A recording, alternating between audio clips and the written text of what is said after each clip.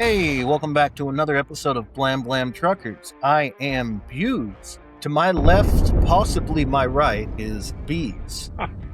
And today, we are talking about Everquest. Ah, yes, the MMO of my college days, really.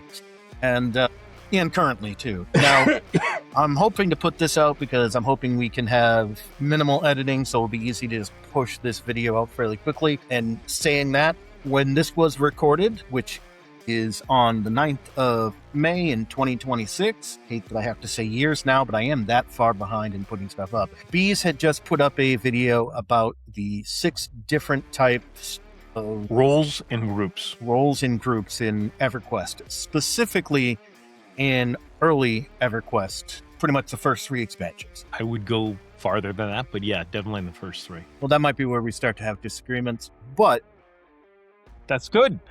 There's a lot I don't know about this game. There's a lot of this game I haven't played. I'm pretty familiar with the first 3 expansions, though. And I will be honest, it's been a while since I've done the first 3 expansions. Not 20 years, but definitely closer to like 6 or 7. So I guess, Bees, why don't we, get into it? So you did that video up. Go ahead. You want me to recap what I said before? Yeah, I was about to just ask you to do so. So all right. Just like a 2-minute recap, yeah. When people talk about EverQuest and all these different guides I've seen on the internet, and I've watched a bunch, people start telling you, as they're trying to answer the question, well, what class should I play? What's a good class for a beginner? It's a good question, but it's kind of focused in the wrong direction. I think the question you really ought to be looking for to get the most out of choosing a class that you like is to ask the question, what role do I want to play in a group, if I even want to play in a group? Because if you want to solo, first off, there's many other games that are better for soloing than EverQuest, but you might really enjoy soloing part of the time or half the time. So there's classes that can do that, and they do it in a couple of different ways. But if you want to solo, that's one thing. These are the 6 roles. Six. Oh, that's 8. That I found in classic EverQuest, and apparently Buse is going to disagree with me on some of this. But you have the classic 3 that every MMO uses: tanker, healer, and damage. And then you have, and that's the Trinity and WoW. Yay, WoW, which is the most popular MMO in the world. Then you also have in EverQuest puller, crowd control, and buffer, debuffer. And the whole point of that video, what I honestly feel, every class in the game can do 2 of those things, generally. There might be exceptions with rogues, mages, and wizards, but especially mages and rogues, but they still add other things to the group, and they kind of fill some of those other roles, or can fill some of those other roles. But if you want to pull and do damage, be a monk, be a ranger. If you want to CC and buff debuff, be an enchanter, be a bard. If you want to do damage and, and heal, there's a lot of classes that can do that. Druids, shaman, clerics to a large degree, paladins to some effect.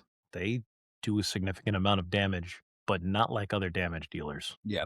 Having played a paladin now from level 1 to this point 126. They're in there swinging the whole time. They're not going to top out the damage charts, but they're going to be on them. No. I mean, maybe with some raid gear and later expansions, you can possibly get close. I have seen some paladins be able to pull it off. I don't know how, but he was an exception anyways to many things. But yeah, you can do a decent amount, especially if there's another tank in the group and you're using a 2-hander and you're really good on, popping your cooldowns and stuff like that. Yeah. We're talking about grouping more than raiding. These same 6 roles are in raids, I would say, but you only need 1, maybe 2 pullers in a raid. You need a main tank and maybe a couple of off tanks depending on the raid, but you definitely need that main tank. If you're not main tanking, you should be filling a different role. I mean, you generally need like probably even in old EverQuest, you probably need at least 3 tanks because you have a tank rotation. Because once your cooldowns are and it depends on what part of the raid you're in too. I didn't raid as much. I didn't really start raiding until POP, so I will not argue this much because I didn't really start. I did a couple of the Kunark raids and Velius raids, but even then, I remember I could have sworn there was a tank rotation. Oh yeah, for their abilities. So I mean, you definitely needed more than Definitely need more than 2. I would say generally 3. Yeah, But but the tank rotation is for the boss, yeah, or the 2 or 3 bosses through the entire raid. right. Most of the raid, you're not gonna be tanking. And this is another thing where where Bees and I, because of our different experiences, we're thinking differently. So in a lot of the later raids, like, and this is post POP even, because POP is similar in that you do have a lot of trash, and there is trash mobs in other raids too. But you kind of get down, like, at least, like, I'm in a EverQuest live raiding guild where I play a ranger. Thank you. That I play a ranger. Who plays my ranger? Yeah. Although at this point, I think I've put in more levels than Oh, no, it's your character. It's the ranger I created and got to, what, 50 something? I think actually close. Yeah, I think 70. I didn't get all the way to 70. Oh, I thought people helped you. Well, you came back a couple times, even, but whatever. Anyways, so a lot of the raids, you pretty much you pop in and you go straight to the event or the main boss, because some raids are more events than they are actual bosses. There's just a lot of stuff going around.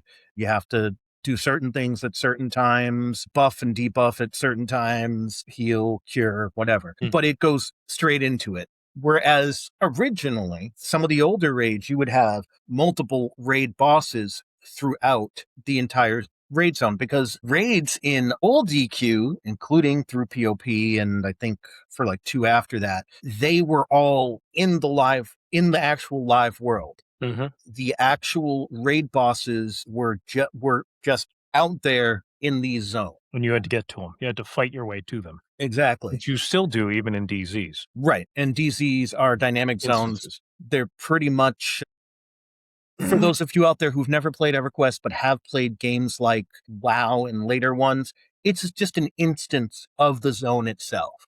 Yeah. But the difference is in EverQuest, in these dynamic zones, stuff doesn't repop once you kill it. Whereas in live zones, it actually did. So it's more difficult to kill these guys in the live zone because you're on much more of a time limit than whatever. But anyways. All right. So unless you have something else you want to say on this. No.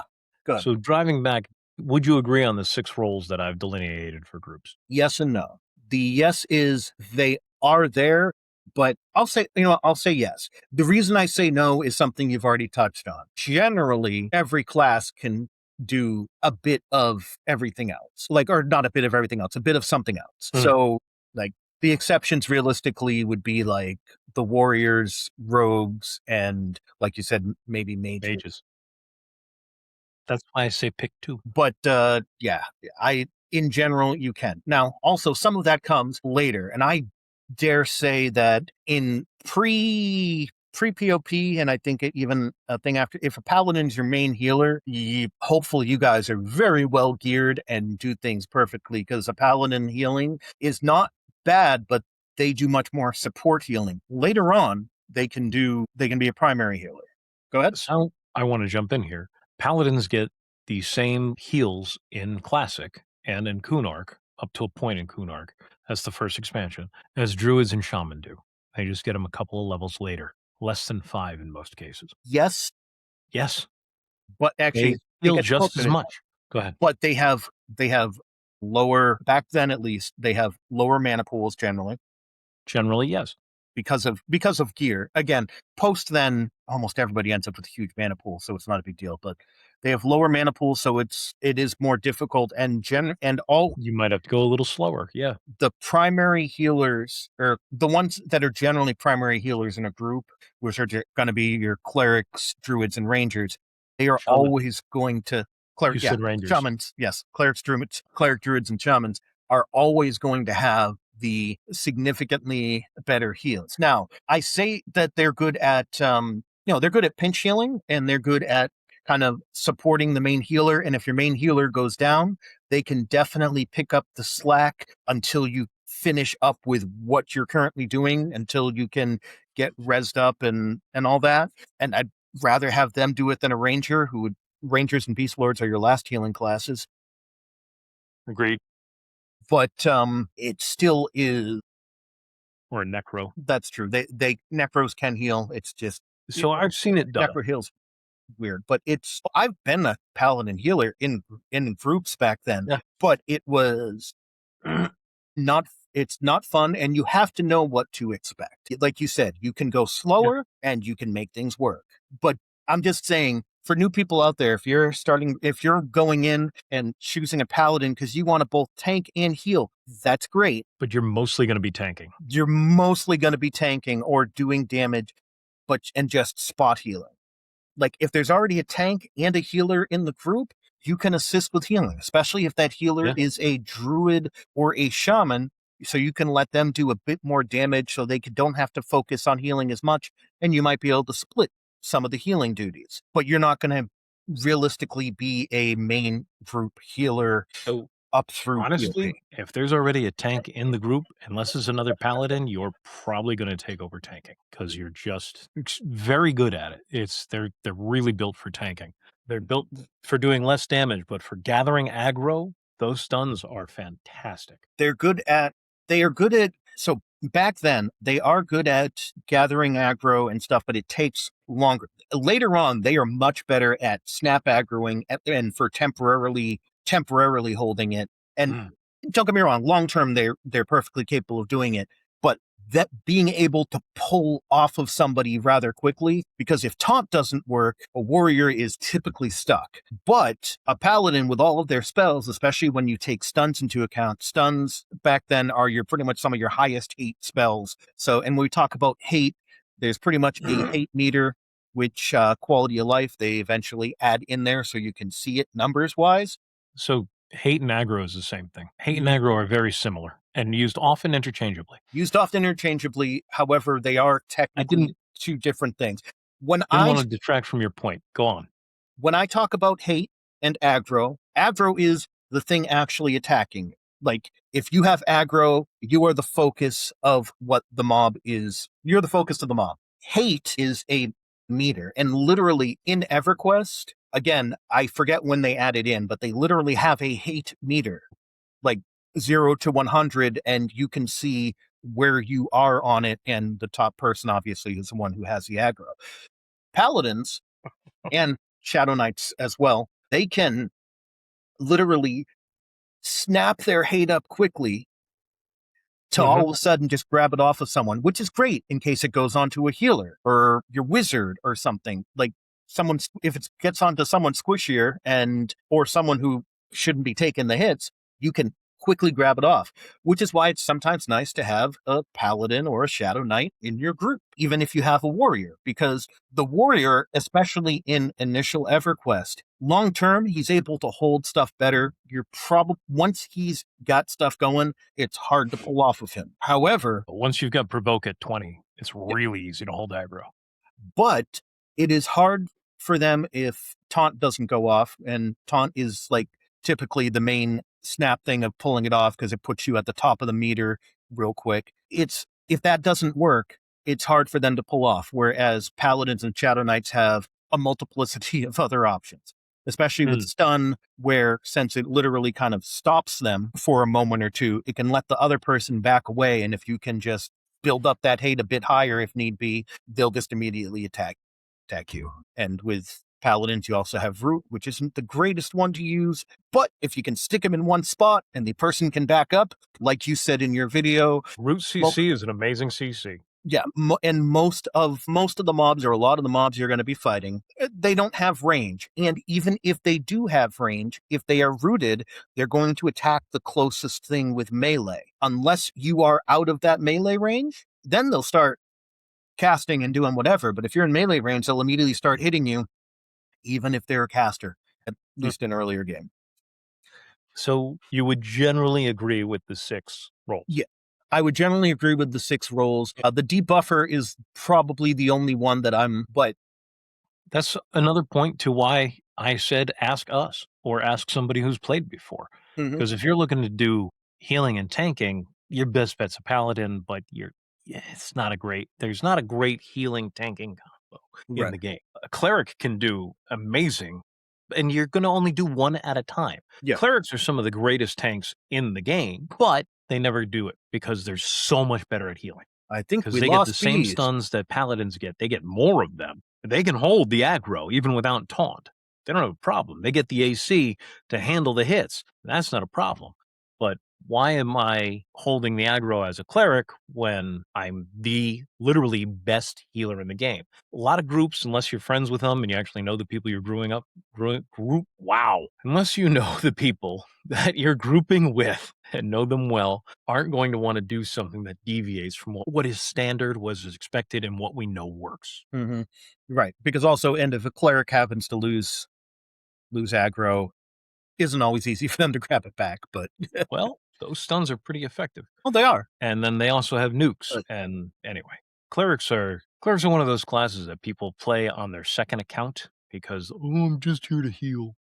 I'm just gonna heal. And they have a range of options with their spells that allow somebody who knows what they're doing to really have an impact on the game. I Um, I go ahead. agree with you and disagree with you at the same time because yeah, I could even someone who knows what they're doing as a cleric tank would be actually, and maybe you're not saying this, so I apologize. I would rather have a ranger tank than a cleric tank because I think a Rangers range make great tanks. they do, and I And know a we're lot of talking people. about grouping. We're not Yeah, talking about rating yeah, here. no, we're not. Yeah, we're not talking about rating, but I'm going to be honest. Not having taunt for a cleric would I would never want to be I've been in depending that upon situation. that as I've like been in that situation. The shaman took over. It was all casters, and I walked in. We had a regular group. You know, you have a tank, you have a healer, you have a CC. And we lost our tank. He was the only melee. We wanted to keep getting experience. We had a good group. So we were running as a 5-man. We were running slower. And I gave up healing so I could do pulling and tanking. And people were like, "You're nuts, but we'll try it." And it works. I can definitely work, and especially if you're the puller too. So one Yeah. thing that EverQuest does have is specifically if you're the person, if you're pulling, and especially if you're the first person who gets hit by that mob, you get an amazing amount of hate to get close to the top of the list to begin with. So if you're the Hmm. cleric and you're pulling and it's hitting you first, it is significantly harder for them to pull off of you, even without you having taunt. That's actually not too bad. Now, I wouldn't have and you were acting as the puller, so that Yeah. actually does make sense. Again, multiple roles in a group.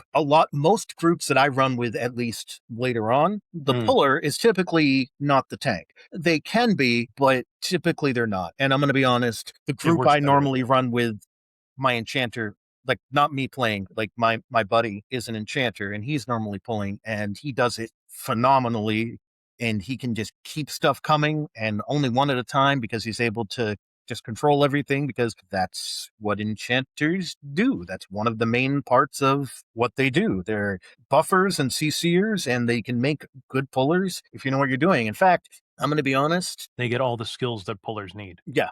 Don't get me wrong, Rangers kind of do, and especially later on where a lot of their stuff isn't just outdoor based like it used to Mm. be, like Harmony used to only be outdoor based. And sorry, I'm talking as if you've played EverQuest before sometime. So if you haven't played EverQuest, Harmony is a spell line which pretty much makes it so Pacifies stuff mobs. no, doesn't pacify. It makes it so that they have less reactive radius. Yeah, like pacify. No, pacify is a different spell line. It's the same basic thing. No, I thought pacify is different.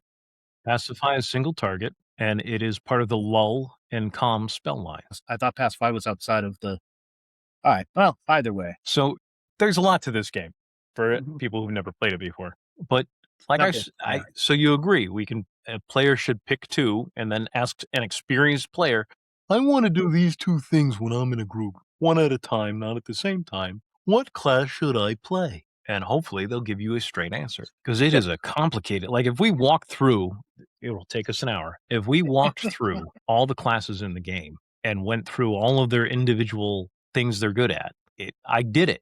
I did it in my first video, my first take at the video, and it took me an hour and a half to go through all the classes. I think we should really hit the idea of a Swiss Army knife class, of which there are 3 that stand out specifically: druids, necros, and bards. They can handle multiple roles within a group, Mhm. which I actually dare say enchanters can too, but also that's I have a just like that's you, it. That just like really you with your cleric being a little weird with tanking later on. And again, a lot of my experiences later on because I've only played the beginning of EverQuest twice realistically mm. in my Well, there's a new TLP coming up if you're interested. As if you had the time. But with all of the runes and everything that enchanters get, my buddy ends up with, theoretically, even though they're just kind of realistically temporary hit points or absorption shields, he ends up with like 3 to 4 times the amount of hit points that like a warrior would have fully buffed, because they've got a lot of self runes and things like that. So he can take a ton of hits, and because of his abilities, he can somewhat keep it focused on him. Again, it's not perfect, just like it's not perfect with Claire, but it can be done, and he's done it. He much prefers to have his tank merc or his secondary account with the mage use that for tanking. He also will use his enchanter pet to tank, but that's a bit more difficult. But it can take a good amount of hits. And again, a lot of our disagreements between me and Bees may also come from we're coming at it from two different angles. We both started this when we came back to EverQuest, was it 8 years ago now? Or We'd 10 pretty much given up on MMOs at that point. Yeah. Actually, wait, I think it was 10 years ago now, because I think it was like the 15th anniversary or something. I don't know. Whatever it was. Whenever Mangler came out. But when we came back to it, stuck on it was Mangler was the TLP at the time. I stuck with Mangler until 2022 or 2023. Beast came back a few times, and occasionally got his ranger close to top level, or if I happened to have helped him and leveled up his ranger, he could take it over, or his wizard, whichever. Yeah. But Bees is much more interested in the early game, which is fine. I Not like just the early game of EverQuest. And with WoW, I prefer the early game of WoW. So I can understand like a similar feeling.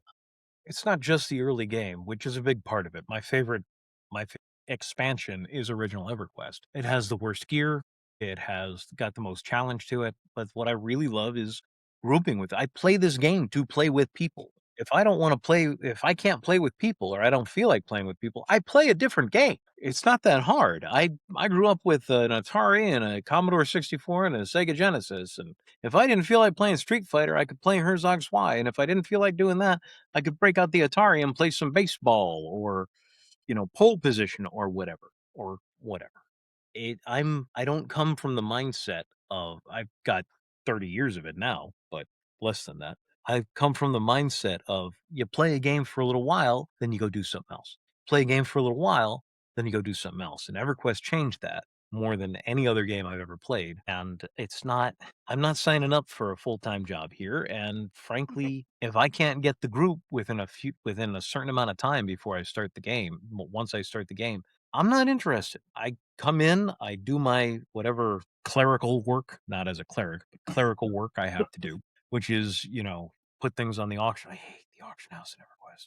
It's so much better than standing in the commons, and it's so much worse than everybody else's auction house. It's called the Bazaar in EverQuest. I have an easier way of doing it. You just give it to somebody else and take half the money for it? No. My buddy just finances me, and he handles all the money stuff because he's playing constantly, and he's just like, here. But it also means when we play, all of the loot goes to him, which is fine because he does trade skilling and all that other stuff. I don't care. I've got enough for my spells and to make my group gear, and that's what I'm playing for anyway. So I don't care. It's a nice setup. Yeah, I take care of all the clerical work, and then I want to get in a group and I want to go play. I'm playing a game to play. I know it's not a mind-blowing concept, but a lot of people in EverQuest forget that. And one thing that can help, and this is something that we used to do when we had more aligned schedules and when we played MMOs together, and especially back in college, if you've got a group of friends that you've started playing with, that typically can kind of get rid of that. Bees is doing what we call pug, pickup group. Now, if you've got and I know that he does some of this other stuff too, don't get me wrong, but if you've got an active guild with a lot of people in there, we don't really call that a pickup group if you're grouping with guild members, but it's pretty much the same thing. But if you have an active guild, it's easier to find people who already know how you play, so they're probably not going to be as hesitant to put you in their group. And you probably already know how they play, and you're also probably willing to be more forgiving, because if you're in a group, and especially if you're someone who does raids eventually and stuff like that, these are people that you kind of have to work with. kind of like, all joking aside, if you've got like a coworker who does their job pretty well but can sometimes be a little annoying to you, but you're still you still try to be civil because you're in the workplace and you have to work with them and they do their job and they can help you out. It's Idiosyncrasies. kind of the same thing. You just kind of go through and, hey, if this cleric is great, but unfortunately they forget to turn their mic off when they go to the bathroom every single time, you might just deal with it. Or you keep trying to explain people the value of push to talk when you hear their wife come in and just start yelling at them, Mm-hmm. or their husband, Mm-hmm. or their kids, or their cats. Can you please put on push to talk? I don't need to hear your dog barking. It's very loud right now, and I'm not wearing headphones. It must be worse for everybody else. It reminds me, my old guild leader. I miss him. He still played, but he kind of just stopped being a social, which is perfectly fine. And when he was guild leader, a lot of crap happened. But That's what I like about my current. The only reason I'm playing EverQuest right now before the 27th is because my current guild is drama free and some of the nicest people in the just so easy to get along with. And they he, get me groups within 20 minutes of me logging in. Yeah, we're doing something. Come on in and nuke for us. but it was so funny because while he was leading raids, we all noticed this, and it was hilarious. Just he had a like a smoke alarm or something that I swear for like 3 years straight. He didn't change the battery because we would just keep hearing that. Whenever he was talking, like you would just hear it. And I think he also lived by a train. So every once in a while he'd be talking and you just hear the rumble. Yeah, I live under the path of an airport, and it's not a big thing, but I can hear it when the planes are going overhead. Mm-hmm. Well, So but I mean, we kind of just realistically, we were just talking about EverQuest for the most part in this, but anything else you want to I think bring up? I really think focus on those 6 roles. Figure out what you want. Nobody wants to be the buffer debuffer guy, but we need one. Every raid needs a shaman debuffing. And Every that raid needs. Go ahead. and buffing debuffing when it comes to groups, let's be honest, it's the buffer debuffing thing is generally always it's a secondary thing because you're typically each class that has like a significant debuff realistically only has one or two. There's exceptions, but generally like one or two. But those will just be like the first couple things you do, and then you're gonna be doing whatever it is you do. So if you're like a shaman for the most part, if you're acting as DPS, after About a you Swiss Army cast that knife. slow, you're going to be casting your dots. Mhm. If you're acting as a healer, you might pop that slow, but immediately after that, you're going to be focusing on keeping the group up. If you're a mage, after you Don't forget, you got to get Mallow on before you get the slow on. most of the time, yeah, Shaman are the best debuffers in the game. yes, That's just what it is. they are. And that's why we bring them. The dots are nice. We appreciate the dots. But when you're talking about a raid, that shaman should be getting that debuff, the slow and the mallow and the slow on every single. There are a It's couple kind of of expansions where the mage version is better. Not always, and sometimes they're pretty much the same spell, but yeah. but debuffing, it can be a real game changer. It is a real game changer in this game. The only game I've ever seen debuffing be more impactful is City of Heroes, but that game's broken in a number of different ways. Wonderfully broken, but broken. Anyway, if that's something you're interested in, it is hard to keep shamans in the guild. It is hard to keep shamans on raids, but they get abused because they can do so many things. They're the best buffers in the game by far. And by that, I mean they can cast the most buffs that have the biggest range of impact. Having said that, They they can't have always some. cast the best versions of them, but they They can have some cast of. almost every single one. That's what I'm leading to. I swear. I'm getting there, Buse. I am. So one of the ways EverQuest balances things, and balance is a dirty word in MMOs because of EverQuest, but I'm going to use it anyway because I'm a dirty guy. I'm not that dirty. I should shower more, but who shouldn't really? That was a bad joke. I apologize. One of the things that EverQuest does to balance things is if you're good at a lot of things, then you're usually not the best at one particular part of that range. So Shaman have the most buffs. They have a ton of buffs, but the buff that you're looking for the most in a raid is Haste, which enchanters are best at, Clarity, which enchanters are best at, Armor Class, which clerics or druids are best at, and Hit Points, which clerics are best at. Strength, yeah, they're good at that. You should have that, and that's only for melee classes. Dexterity doesn't really matter. It's nice. It increases your proc rate for melee classes. Agility, that's a useless stat after 75. Um, for stacking, it does actually add. It just adds so little compared to how much you need. And again, we're just talking in the earlier stuff because especially once you get into heroic stats Well, later heroic on, stats are an entirely different thing. well, and even, but yeah, like pretty much by the end of, if you're aiming for some of the best gear, by the end of it, almost everybody's stats end up being close to the state. But that's in a raid. In a group situation, Shaman's probably just he's gonna do whatever buffs nobody else in the group can cover. But they're also a buff lasts 10 to 30 minutes generally. Sometimes an hour, sometimes 2 hours, but that's later on. In classic, it's gonna go about 30 minutes. Kunark, some of them go up to an hour. Same with Velius. You don't really get into multiple hour buffs until I want to say Planes of Power, but maybe Lucklin. I don't remember. Planes of Power, they're definitely in. But that's that is something that the group does need. They need buffs, especially, we step out of groups when we go into raiding. Raids definitely need buffs to survive these monsters that you're fighting. That's a significant role. That is an important part of the group. When you're putting a group together, that's something you tend to look for. Because I've put together a lot of groups. I've helped put together a lot of groups. But the first thing you look for is a tank, a healer, and a CC. That CC doesn't go away until after Velius, really. Probably Lucklin, it starts to go away. Planes of Power, it really goes away.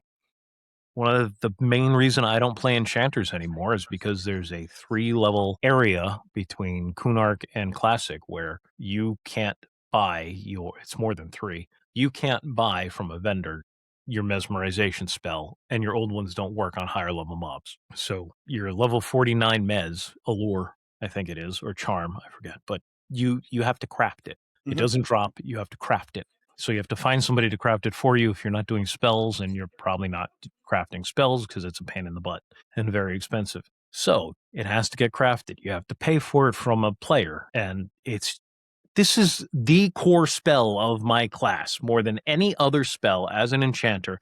I am a mesmerizer. I put things on pause. That is what I do. If I don't have a pet with me and I don't feel like being a pet guy, I'm not going to do the charm work as an enchanter. Fine.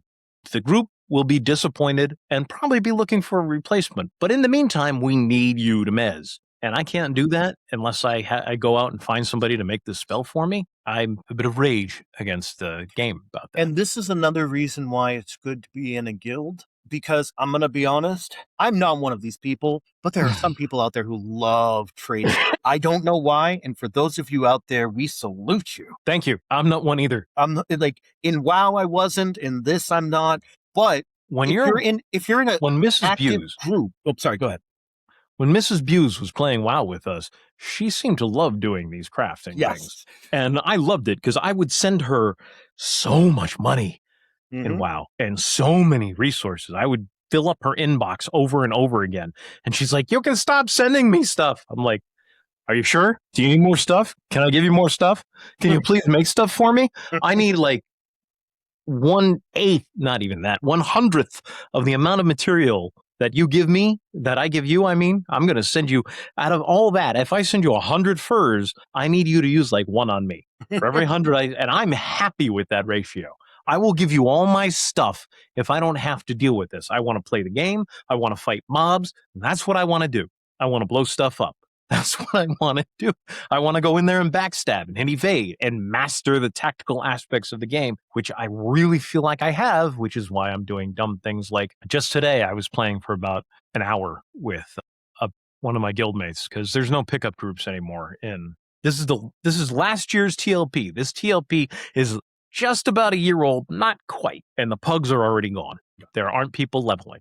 If you want to get into an end game group, you might be able to get into one if somebody else makes the group and there are enough people online to do it. Everybody goes with their guild to get groups right now, or goes onto their friends list. It goes away by the end of July. August 1st, there's nobody pugging anymore in the TLPs, which drives me up a wall because that's why I play the game. It's also why I jump from character to character because it's a new server. Let's try out something I've never done before because I've never done it before. Let's try it. And just today, I'm playing as my wizard because that's what I'm playing right now. And we're running around in zones I've Velkar in, which is Velkar is a dungeon off of Lake of Ill Omen in Kunark. I probably knew that And I may have been there for a couple of epics for other people or some other quests, but I really don't know this zone at all. We're running around Velkar, and the guy I'm with is running 2 tunes, and he's 2 characters, and he's not telling me anything. And he's like, so we're pulling. He switches us to another DZ in the old zone we were in. Doesn't tell me anything about it. He just does it. And I thought he evac'd us. I didn't know we swapped. I didn't know we pick zoned. So we're back at the evac point, and we start running. He doesn't say anything. We're just running. And I'm like, what the hell are we doing? And we keep getting hit by these low level mobs, and I'm rooting them, and I'm doing all this rooting, and I'm doing all this root CC until finally, after about 10 of these mobs, he goes, would you please use Invis? And he's typing to me. Would you please use Invis? I didn't pick zone us so that we'd be able to, so that we could fight all these low level trash. And I'm like, that is good information to have. I didn't know we pick zoned. I thought we evac'd. I didn't know where we were going. I'm happy to do it. I'm just here for EXP. And in the situation, as it happened, without communication, because he wasn't on Discord, I was waiting for him. He never got on. I'm like, all right, this is what's happening. This is what I'm going to do. After that, I used my Invis. We got to where we were going. We got some experience, and then we went to Velkar. And in Velkar, mobs kept running at us, and he's running a mage and a druid, and he was not handling the CC, but I was with root. I was doing all this CCing with just root. Now, I will say this. So you will find that if you play on, it doesn't matter what server you play on, a lot of people multi-box, and I have multi-boxed on. I've multi-boxed on occasion. I do it now. I just do 2. When I get to 3, it becomes much more difficult. But if you're in a group with one person who has 2 tunes or 3 tunes, be aware the more tunes they have, the less effective they are. 90% of the time. There are people who are exceptions. And even then, it's true. They're just good at it. They're going to be less effective the more tunes they have. My buddy who I play with, he multi-boxes several, but he focuses on just like 2 of them, really. And he pretty much has said this. He's like, running my enchanter and my cleric, I am probably, he says 90. The numbers aren't important, but we'll just say that I'm 90% effective with both of them. But the second I add a third in, it drops to like 30 to 40% effective. And he's got multiple computers going. Cheating's bad. Don't actually use the programs that automate it. I know it sounds great, but if you get hit with a ban after working on a character for so long, you will be ticked. I don't use these programs. The people I group with don't use these programs because we don't want to get banned. That is, it's against your terms of service with Daybreak. Daybreak is the people who produce the game. Please don't. I know it looks good, and I've seen the various different ads and stuff for it. It's not worth it because, hey, especially if you're someone who puts actual additional money into the game outside of the monthly thing. So if you buy a bunch of 40 slot bag. Yeah.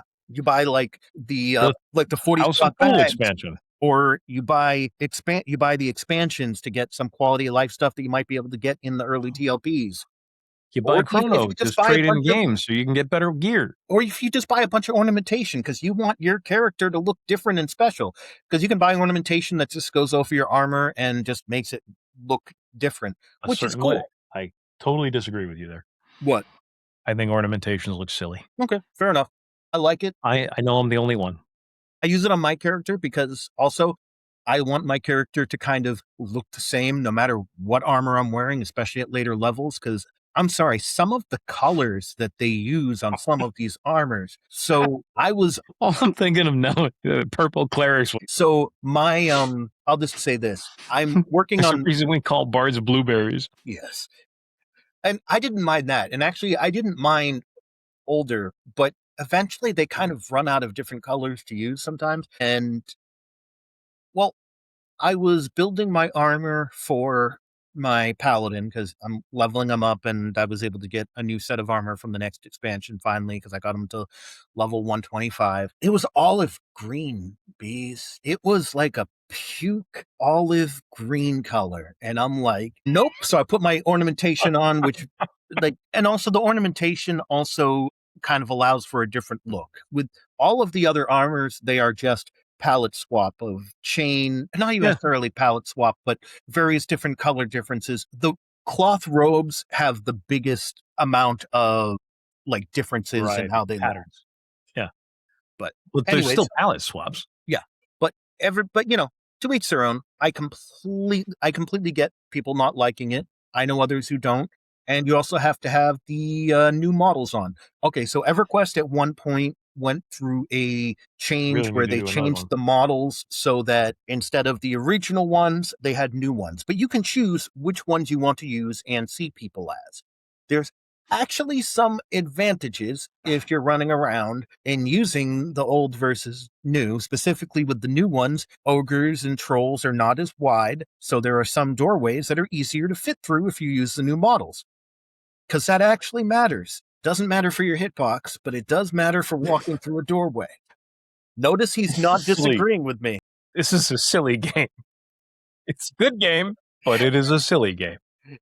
I just laugh because there are some of you out there who'd be like, that can't be true, because it's still But going to it be. is. It is entirely true. And I Yes. remember back when we played the game back in college when it first came out, there were like, if you played an ogre or if you watched an ogre try to walk through certain doorways and they couldn't, because also people matter. You can't walk through people. So if No. somebody's literally, if a paladin's elbow is in the way and the troll shaman's trying to walk through the door, if the elbow's in the way, they can't quite get through. Ogres look like beach balls. But yeah, it's kind of.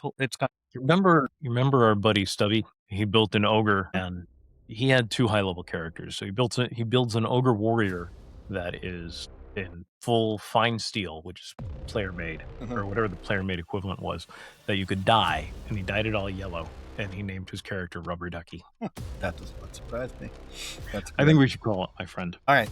Oh, we thank you guys for joining us. I do recommend, if you want to try it for free, you can. If you're not sure if you want to commit to a TLP, but you want to get a general idea of how gameplay is. Bees mentioned this in his video, I believe. It's free to just play. go create an account, free, go through the tutorial on a live server, and that'll give you an idea of how the characters work, even though you're probably just playing by yourself. If you're lucky, someone else will be going through it at the same time. You might even be able to have a 2-man group going through some of the tutorial stuff. But And there's 6 roles. Pick 2. But Yeah, it's not 8. It's 6. All right, I got to get going. all right. Well, thank you, truckers, and Keep on trucking, you Blam Blam truckers. we'll see you. I should hit the stop button.